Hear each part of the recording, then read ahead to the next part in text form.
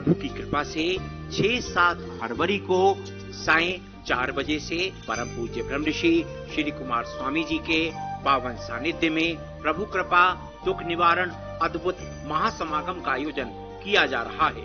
स्थान है प्रभु कृपा महाशक्तिपीठ GLA यूनिवर्सिटी के पास चौमुहा वृंदावन।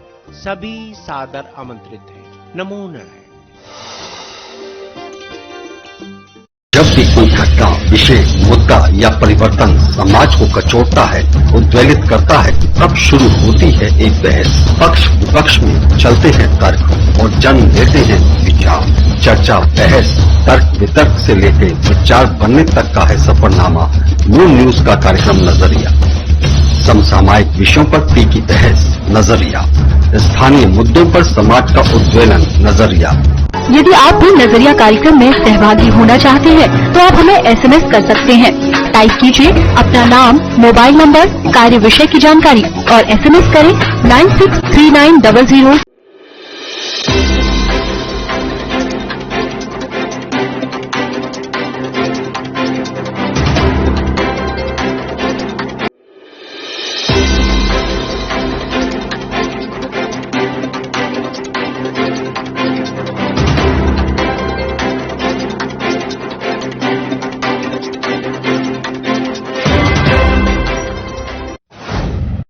नमस्कार, आप देख रहे हैं मून प्राइम टाइम और मैं हूं आपके साथ आकांक्षा अग्रवाल। खबरों की ओर रुख करने से पहले एक बार नजर डाल लेते हैं हेडलाइंस की ओर।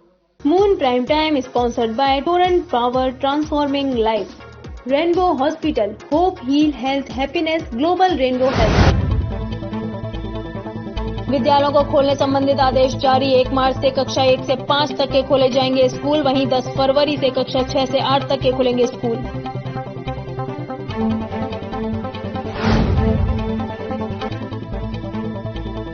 उत्तर प्रदेश सरकार के गन्ना मंत्री सुरेश राणा ने आंदोलन कर रहे किसानों से आंदोलन को समाप्त करने की अपील। कृषि कानून से कहीं न कहीं किसानों को फायदा होने की कही बात।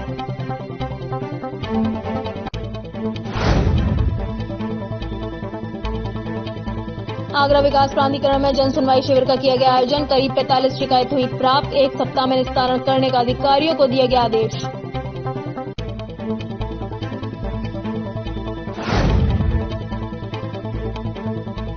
डॉक्टर BR अम्बेडकर विश्वविद्यालय का युवा महोत्सव खंडारी परिसर के JP सभागार में रंगारंग कार्यक्रमों के साथ हुआ शुरू। उत्तर प्रदेश सरकार के गन्ना विकास मंत्री सुरेश राणा ने किया उद्घाटन।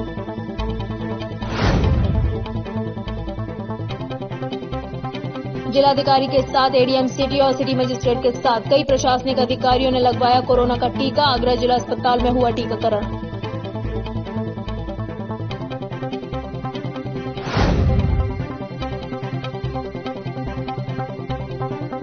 आगरा में किसानों को थमाए गए 20-20 लाख रुपए के नोटिस। 6 फरवरी को किसानों के चक्का जाम से पहले सरकार की बड़ी कार्रवाई।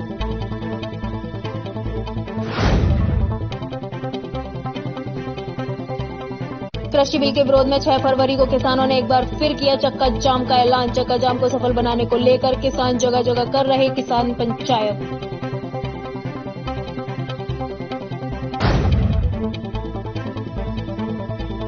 सफाइयों ने सौंपा ज्ञापन। ताज सीमा से पूर्वी गेट तक रिक्शा चलाने की उठाई मांग। प्रशासन ने पिछले दिनों ताजमहल तक रिक्शा ले जाने पर लगाई थी रोक।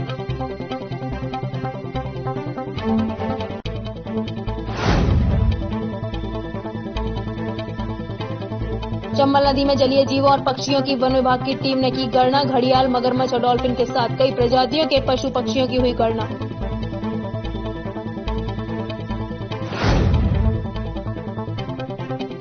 संप्रेषण गृह में किशोर की मौत के मामले में अधीक्षक रतन सिंह वर्मा हुए सस्पेंड। फर्जी हेल्थ कार्ड बनाकर किया था गुमराह। महिला कल्याण निदेशालय ने की बड़ी कार्रवाई।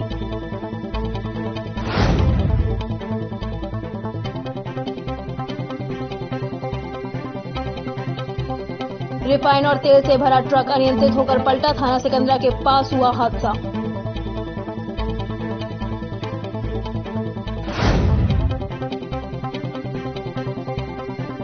SSP बबलू कुमार की बड़ी कार्रवाई। खनन माफियाओं के कनेक्शन रखने वाले 4 पुलिसकर्मियों को किया निलंबित। पिछले महीने दरोगा पुष्पेंद्र का हुआ था रिश्वत मांगने का ऑडियो वायरल।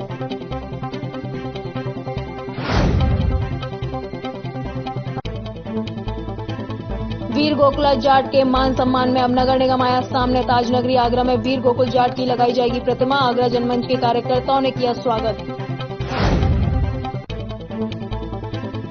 आवारा सांड से टकराई प्रधान पुत्र की बाइक। प्रधान पुत्र की मौत से परिवार में मचा कोहराम। थाना बसैया क्षेत्र के पिनाहट और नौटा मार्ग का मामला।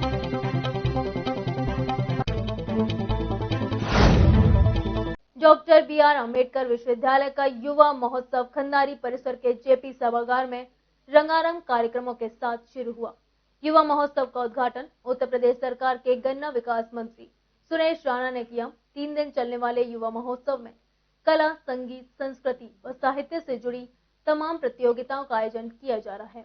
Doctor B R. अम्बेडकर विश्वविद्यालय का युवा महोत्सव खंडारी परिसर के जेपी सभागार में रंगारंग कार्यक्रमों के साथ शुरू हुआ। युवा महोत्सव का उद्घाटन उत्तर प्रदेश सरकार के गन्ना विकास मंत्री सुरेश राणा ने किया। 3 दिन चलने वाला युवा महोत्सव में कला, संगीत, संस्कृति व साहित्य से जुड़ी तमाम प्रतियोगिताओं का आयोजन किया जा रहा है। कार्यक्रम की शुरुआत सभी अतिथियों को तिलक लगाने के साथ हुई, जिसके साथ मुख्य अतिथि कैबिनेट मंत्री सुरेश राणा, एमएलसी मानवेंद्र प्रताप सिंह, कुलपति प्रोफेसर अशोक कुमार मित्तल और विश्वविद्यालय के dean student welfare doctor Brajesh Rawat मंचासीन हुए। अतिथियों का स्वागत विश्वविद्यालय के विभिन्न शिक्षकों की ओर से किया गया। कार्यक्रम का विधिवत उद्घाटन मां सरस्वती के समक्ष दीप प्रज्वलन व माल्यार्पण के साथ हुआ। आज आगरा में विश्वविद्यालय में युवा महोत्सव 2020-21 के आयोजन की शुरुआत हुई है।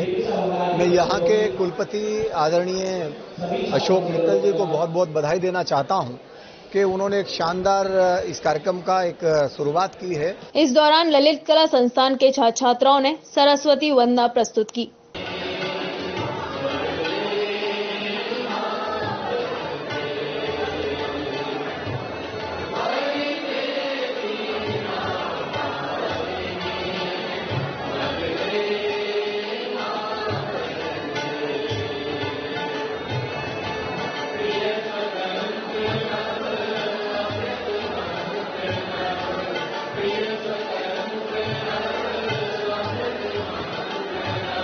सरस्वती वंदना का कार्यक्रम में मुख्य अतिथि कैबिनेट मंत्री सुरेश राणा ने विश्वविद्यालय के इस प्रयास की सराहना करते हुए विश्वविद्यालय में निरंतर इस तरह के आयोजन कराते रहने की बात कही।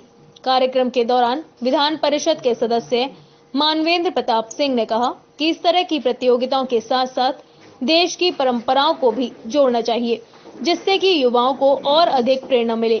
वहीं कैबिनेट मंत्री सुरेश राणा ने यहाँ उपस्थित युवा छात्र छात्राओं को संबोधित करते हुए देश के वीर शहीद सपूतों को निरंतर याद रखने और उनकी शहादत से प्रेरणा लेते हुए देशभक्ति के लिए हमेशा तत्पर रहने का संदेश दिया। और यहाँ के तमाम युवाओं के साथ संवाद करके, यहाँ के तमाम युवाओं के साथ और यहाँ के पूरे विद्यालय परिवार के साथ यहाँ बैठ करके मुझे भी जो अनुभूति हुई है, और मैं कह सकता हूँ कि कोरोना काल में भी जिस प्रकार पूरे विश्वविद्यालय ने समाज हित में आवश्यकता के अनुसार काम किया है, आदरणीय प्रधानमंत्री जी का जो सपना है, आदरणीय मुख्यमंत्री जी का जो सपना है, उस सपने के अनुकूल लगातार विद्यालय शिक्षा के क्षेत्र में बहुत अग्रणी भूमिका निभा रहा है।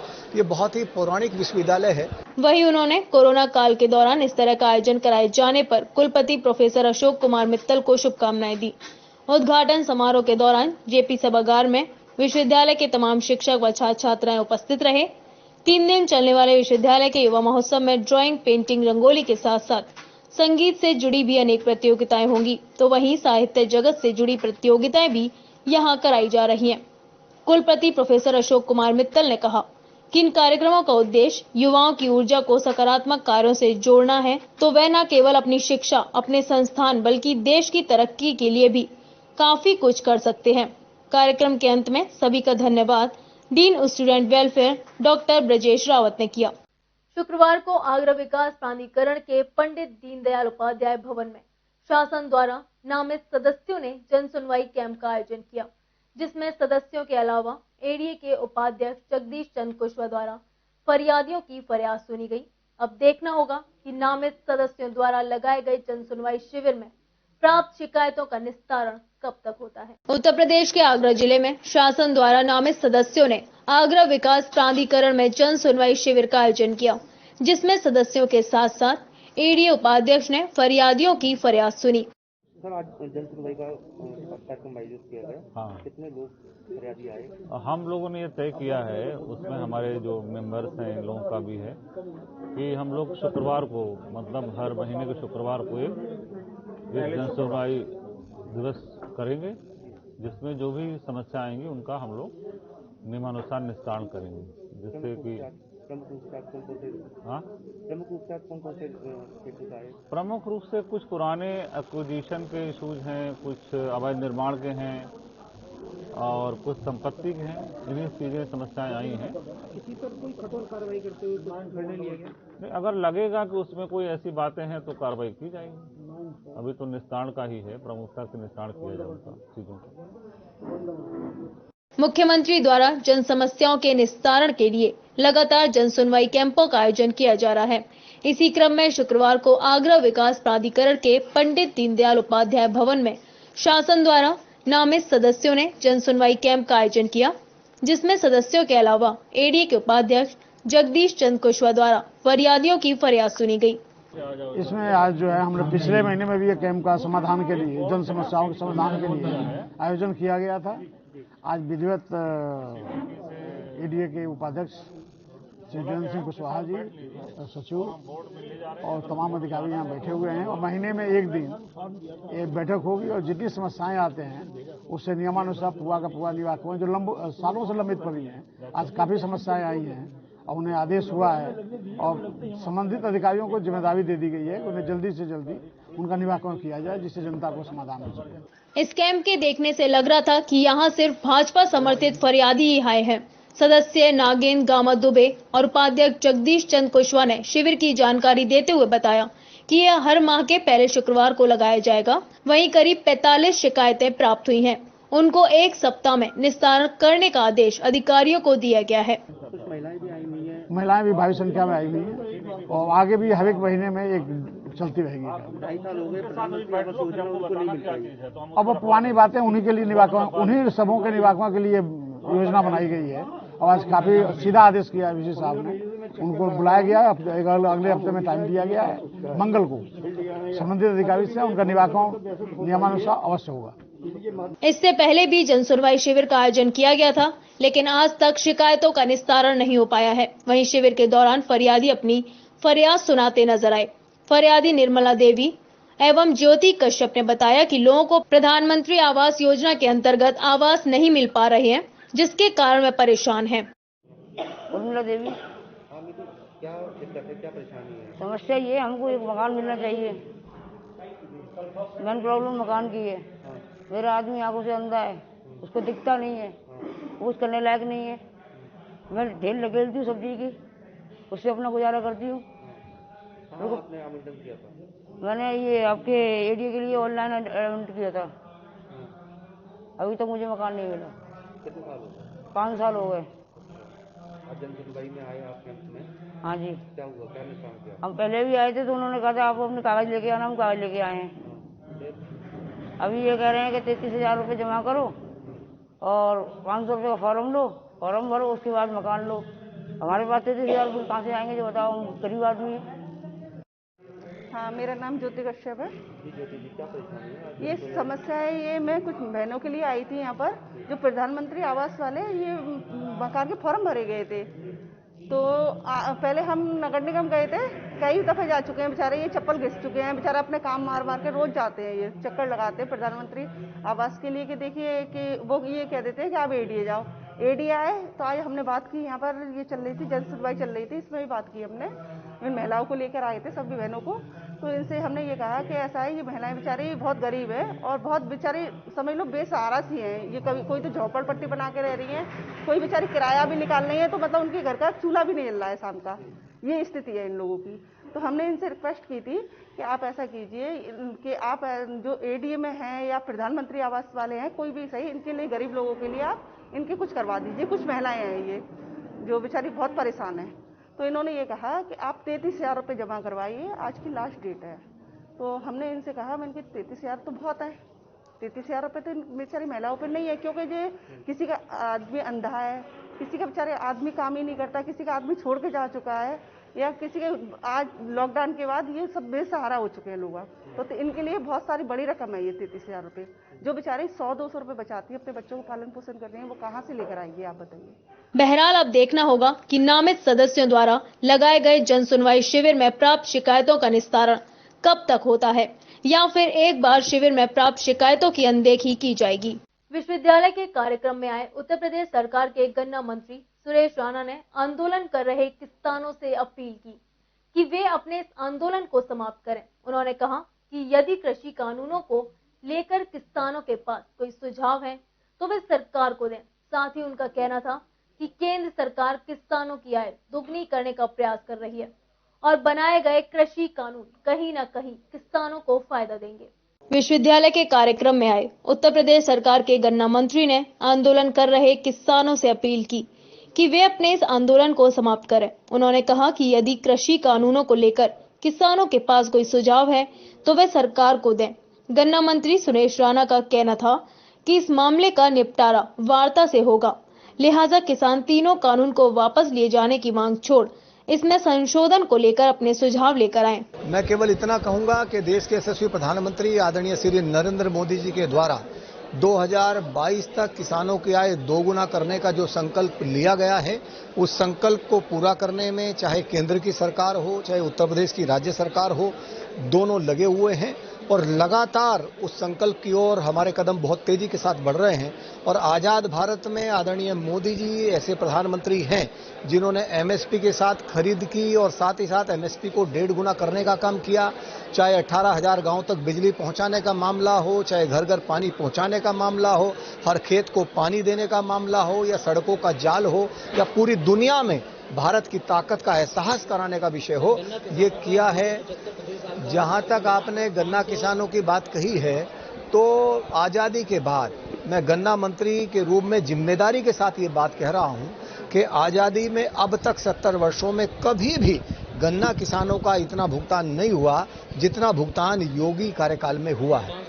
उत्तर प्रदेश में गन्ना किसानों की स्थिति पर उन्होंने कहा कि कोरोना काल में भी सरकार ने चीनी मिलों को बंद नहीं किया और सभी मिलें सफलता से संचालित हो रही हैं। उन्होंने कहा कि पहली बार किसानों को सर्वाधिक भुगतान किए गए हैं। सपा सरकार के लटके हुए भुगतान भी योगी सरकार के दौरान किए गए हैं। कुल मिलाकर 4 वर्षों में गन्ना किसानों को 12 लाख करोड़ रुपए का भुगतान अब तक किया जा चुका है, जो उत्तर प्रदेश के इतिहास में अभी तक का सर्वाधिक है। हमने पिछले 4 साल में उत्तर प्रदेश के गन्ना किसानों को 1,20,000 करोड़ का भुगतान किया है, जो अब तक का सर्वाधिक है। आज हम देश का 48% चीनी का उत्पादन उत्तर प्रदेश से कर रहे हैं। देश के गन्ने का कुल क्षेत्रफल का 60% आज उत्तर प्रदेश में है। हम देश के सबसे बड़े एथेनॉल के उत्पादक हैं। देश में सबसे ज्यादा पिराई हम कर रहे हैं। कोरोना काल में एक भी शुगर मिल को हमने बंद नहीं होने दिया। समाजवादी पार्टी सरकार के समय का 6 साल का किसानों का बकाया योगी सरकार ने भुगतान किया। आदरणीय मोदी जी की प्रेरणा, आदरणीय योगी जी का निर्देश हम सबके लिए आज्ञा का काम करता है और मैं कह सकता हूं उनके नेतृत्व में उत्तर प्रदेश तेजी के साथ आगे बढ़ रहा है। मैं केवल किसान भाइयों से आग्रह करना चाहता हूं कि आदरणीय मोदी जी ने किसानों के हित में बड़े बड़े फैसले किए हैं और यदि लगता है आपको कृषि सुधार विधेयकों में कोई संशोधन आपके पास है तो सरकार के दरवाजे खुले हैं। माननीय गृह मंत्री जी, माननीय कृषि मंत्री जी लगातार किसान भाइयों के साथ संवाद कर रहे हैं। मैं आपके माध्यम से भी अनुरोध करना चाहता हूं कि संवाद से ही चीजें निकलती हैं। यदि आपके पास कोई बेहतर सुझाव है, क्योंकि आदरणीय मोदी जी का संकल्प है हमें किसानों की बेहतरी के लिए काम करना है, कोई सुझाव आपके पास है तो आप सुझाव दें, आपका स्वागत है।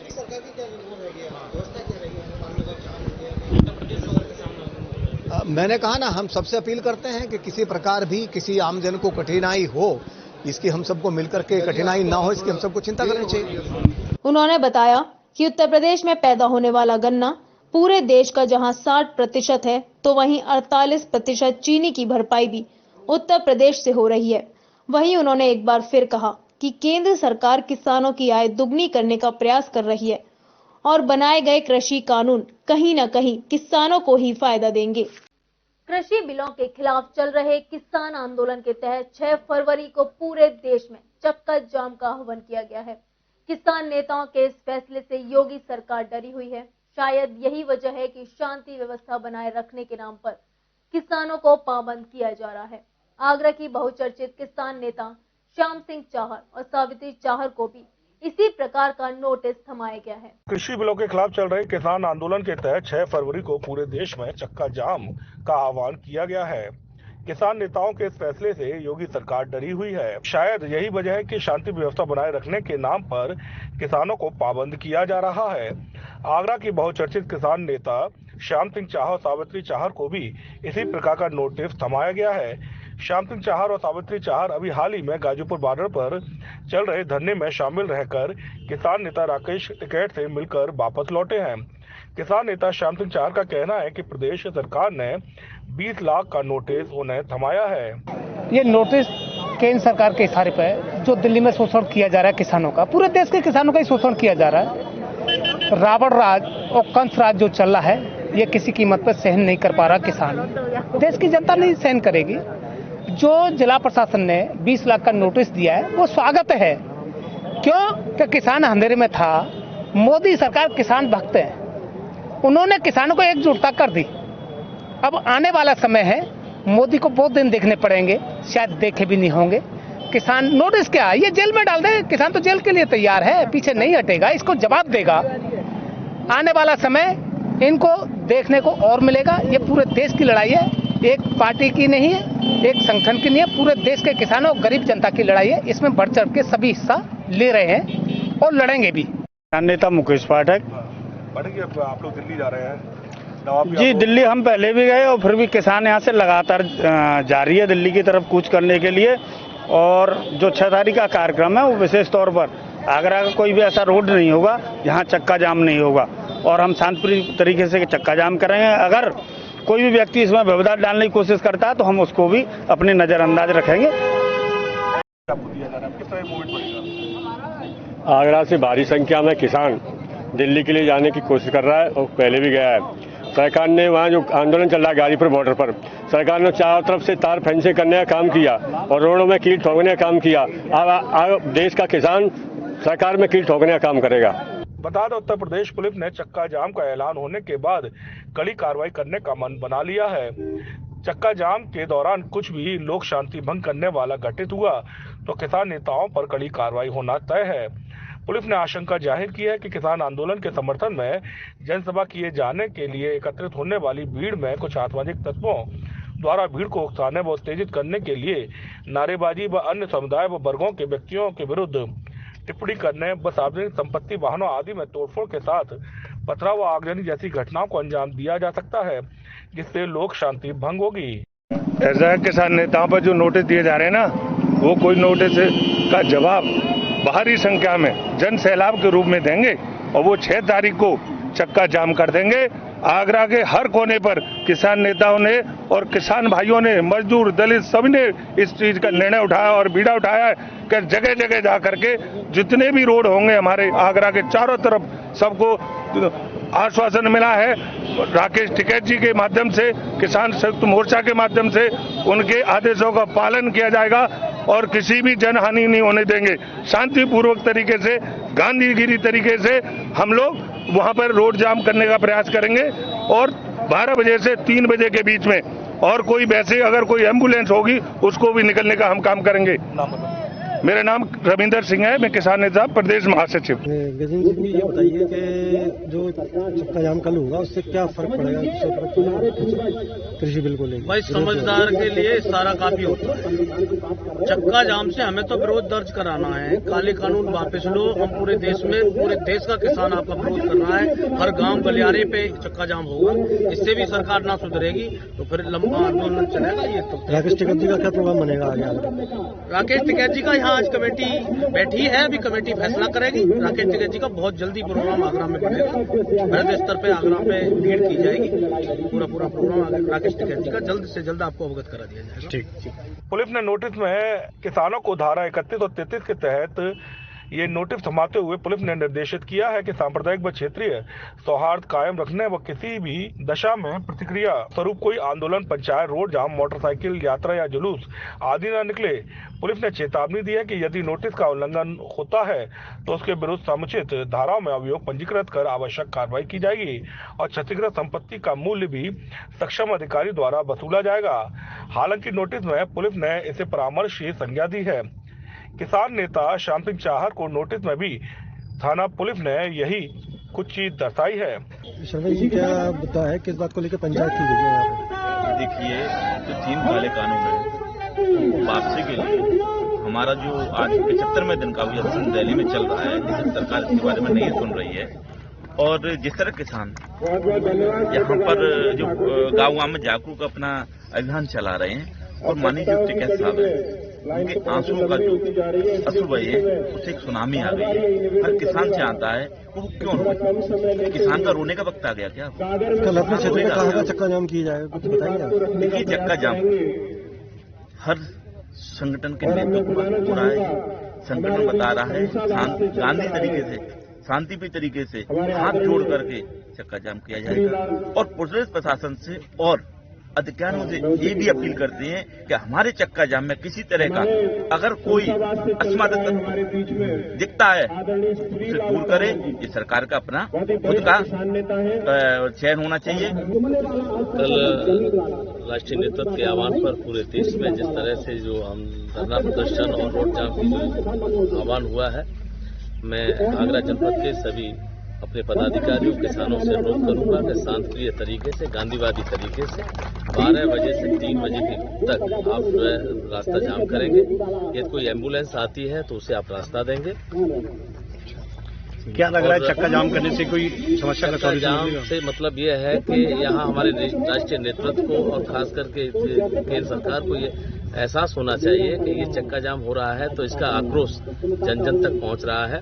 मैं अपने राष्ट्रीय नेतृत्व से, अपने मंडल अध्यक्ष माननीय गजेंद्र परिहार साहब से भी अनुरोध करना चाहूंगा कि जिस तरह से जो पूरे हिंदुस्तान में जो आक्रोश रैली जो हो रही है उसमें माननीय राकेश टिकैत साहब को आगरा लाने का हमें टाइम निश्चित करें, जिससे कि एक आक्रोश रैली आगरा जनपद में हो। मैं अपने राष्ट्रीय नेतृत्व से आह्वान करूंगा कि माननीय राकेश टिकैत साहब का कार्यक्रम आगरा में जरूर लें। ठीक। किसान नेता श्याम सिंह चाहर और किसान नेताओं ने किसानों के आंदोलन को बरकरार रखते हुए अपनी आवाज बुलंद की है।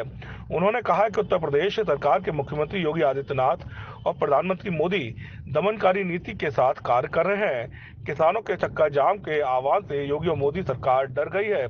यही वजह है कि आधी रात को किसानों के घरों में पुलिस पहुंचकर उन्हें ये नोटिस थमा रही है। लेकिन किसानों ने ऐलान कर दिया है कि उनका आंदोलन जारी रहेगा और शांतिपूर्ण तरीके से वह केंद्र सरकार के किसी बिल का विरोध करते रहेंगे। ताजमहल पूर्वी गेट के पास कई वर्षों से रिक्शा चालक रिक्शा चलाकर अपना व अपने परिवार का पालन पोषण करते हैं। पिछले कई दिनों से रिक्शा चालकों को ताज खेमा होटल के पास पूर्वी गेट पर जाने नहीं दिया जा रहा। रिक्शा चालकों की इसी समस्या को लेकर सपा की छावनी विधानसभा से प्रत्याशी रही ममता टप्लू के नेतृत्व में सपाइयों ने प्रशासन को ज्ञापन सौंपा। साथ ही रिक्शा चालकों को एक बार फिर रिक्शा चलाने की अनुमति देने की मांग की गई।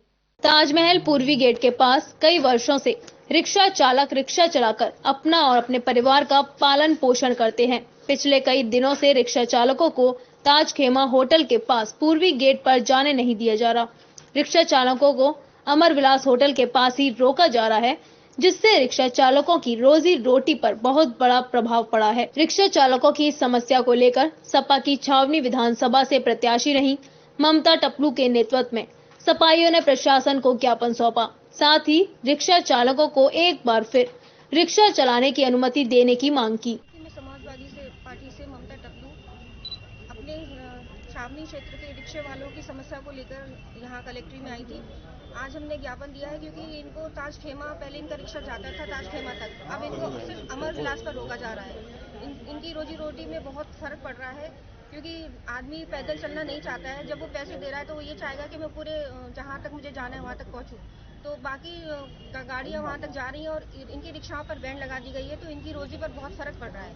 और आप देख रहे हैं कि तानाशाही सरकार में दिन पे दिन इतनी तानाशाही बढ़ती जा रही है। जो लोग अपनी रोजी का खुद इंतजाम करना चाहते हैं उनकी भी रोजी पर संकट आ गया है। मैं तो कह रही हूँ ऐसी सरकार को उखाड़ कर फेंक देना चाहिए। जनता को अब समझ जाना चाहिए कि जब पेट में कुछ नहीं होगा, हमारी एक बेसिक नीड्स रोटी, कपड़ा और मकान, ये 3 बेसिक नीड्स होती हैं, और जब वो बेसिक नीड्स ही कोई सरकार पूरी नहीं कर सकती तो ऐसी सरकार को जनता को भी जरूरत नहीं है। ऐसी सरकार की जनता इसका जवाब 2022 में जरूर देगी। सपाइयों का कहना था रिक्शा चालक व इनके परिवार का ख्याल रखते हुए इनको ताजखेमा होटल पूर्वी गेट तक रिक्शा चलाने की अनुमति दी जाए, जिससे इनके आगे रोजी रोटी का संकट पैदा न हो और ये अपने परिवार का जीवन यापन कर सकें। फिलहाल यहाँ रुकते हैं एक छोटे से ब्रेक के लिए, जल्द लौटेंगे कुछ और खबरों के साथ।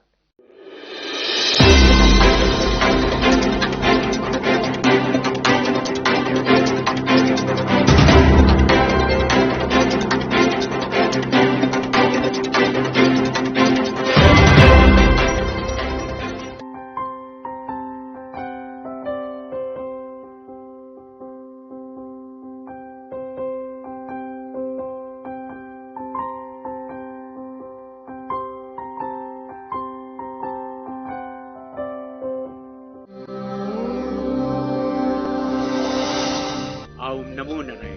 प्रभु की कृपा से 6-7 फरवरी को सायं 4 बजे से परम पूज्य ब्रह्म ऋषि श्री कुमार स्वामी जी के पावन सानिध्य में प्रभु कृपा दुख निवारण अद्भुत महासमागम का आयोजन किया जा रहा है।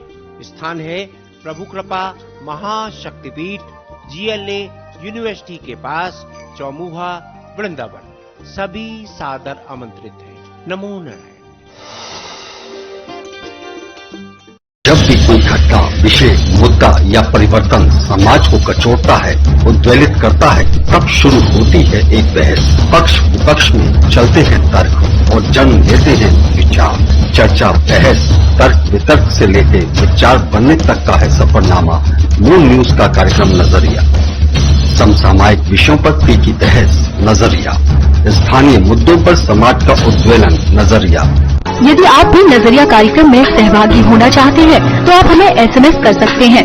टाइप कीजिए अपना नाम, मोबाइल नंबर, कार्य विषय की जानकारी और SMS करें 963900। ब्रेक के बाद आप सभी का एक बार फिर स्वागत है। अब रुक करते हैं आगे की खबरों पर। उत्तर प्रदेश सरकार द्वारा कोविड-19 के चलते 10 माह से बंद चल रहे विद्यालयों को शुक्रवार को खोलने संबंधित आदेश जारी किया गया है। इस आदेश पर अपनी प्रतिक्रिया व्यक्त करते हुए अप्सा के अध्यक्ष डॉक्टर सुशील गुप्ता ने कहा कि वे सरकार के इस निर्णय से अत्यंत प्रसन्न हैं। कोरोना के कारण लंबे समय से घर में रहने के कारण उदासीन एवं एकाकी जीवन जी रहे बच्चे सरकार के इस आदेश से फिर से मुस्कुराने और शारीरिक तथा मानसिक रूप से स्वस्थ रहते हुए अपनी सामान्य दिनचर्या शुरू कर सकेंगे। उन्होंने कहा कि अप्सा का प्रत्येक स्कूल कोविड प्रोटोकॉल का पालन करेगा। डॉक्टर सुशील गुप्ता, अध्यक्ष association of progressive schools of Agra. आज उत्तर प्रदेश सरकार का